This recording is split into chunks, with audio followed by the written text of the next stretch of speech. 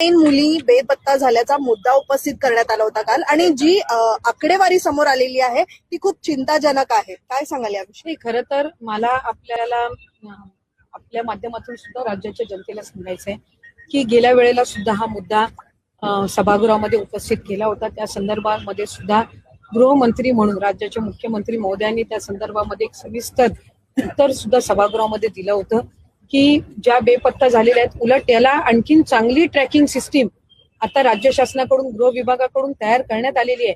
आपण बेपत्ता मुलींच्या संख्येबाबत हे करतो, पण त्यापैकी किती शोधून परत आणलेले आहेत त्याची संख्या ही वाढत चाललेली आहे. म्हणजे बेपत्ता झालेल्यांना शोधून आणून त्यांच्या कुटुंबापर्यंत परत पोहोचवणं ही सुद्धा संख्या ही त्या ठिकाणी वाढलेली आहे.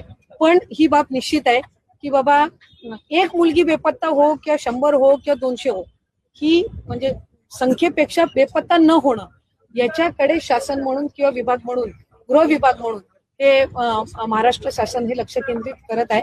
आणि आपल्यालाही लक्षात येईल की हळूहळू त्या संदर्भातली जी काही ट्रॅकिंग सिस्टीम आहे आणि त्या संदर्भातली जी उपाययोजना आहे ही गृह विभागाकडून अधिकाधिक मजबूत ही पुढच्या कालावधीमध्ये केली जाईल.